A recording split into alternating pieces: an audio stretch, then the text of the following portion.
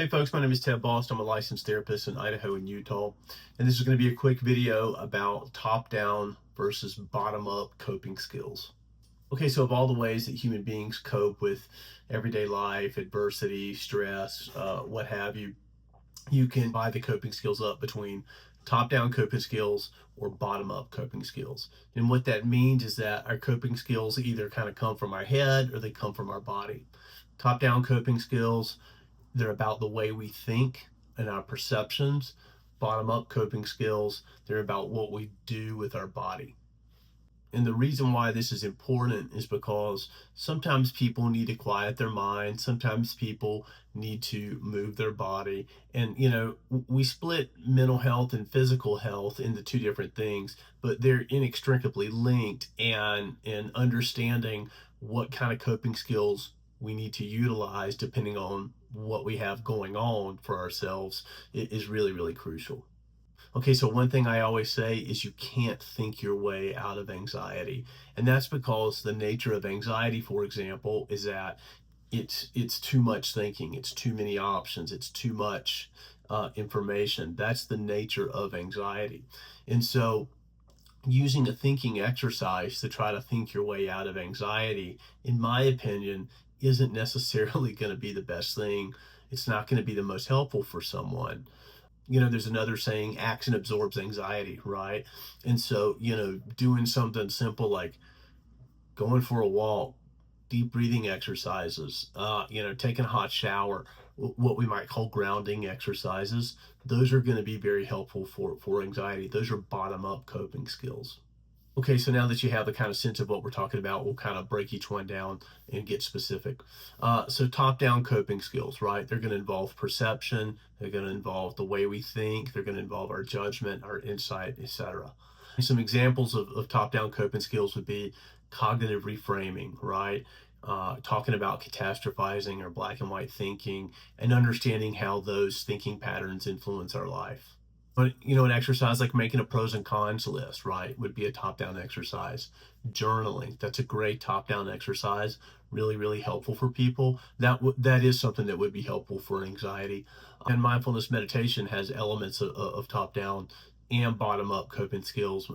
Mindfulness practice kind of crosses the barrier there, so it works with both.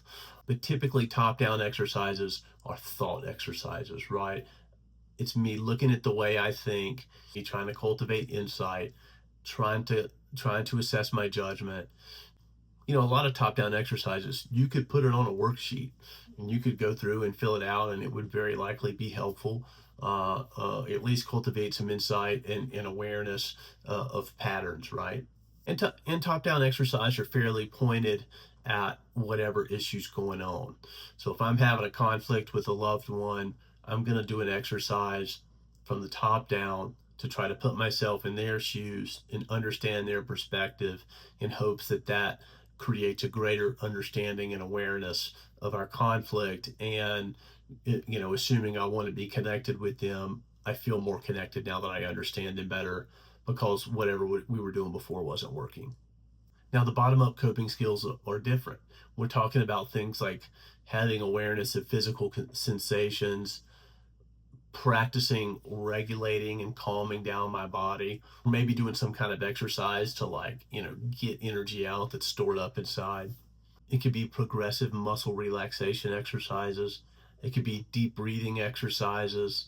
It could, there's the whole Wim Hof breathing or Tumo breathing, when you breathe like really hard and exhale really aggressively.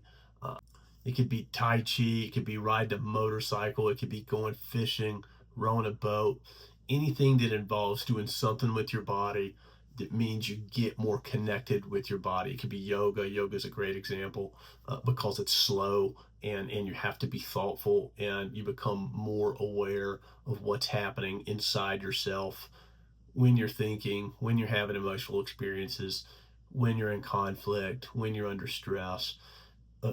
Our thoughts affect how we feel, and there's a feedback loop that happens. And then when we do a bottom-up exercise, we're trying to just get the stress out of our body. We might not solve the problem, but it might not actually be a problem we can solve. We just might need to calm ourselves down. And that's what a bottom up exercise is for. Hot and cold water, taking a shower, the whole ice bath thing, that's all bottom up exercise. And a lot of human beings kind of know these things intuitively, right? We know if we go for a jog, we feel better afterwards, maybe a walk, take a hot shower, lie down, whatever it is. We know these things intuitively. And what we're learning through research is that these bottom up exercises, they might actually be better exercises for our mental health than the top down ones.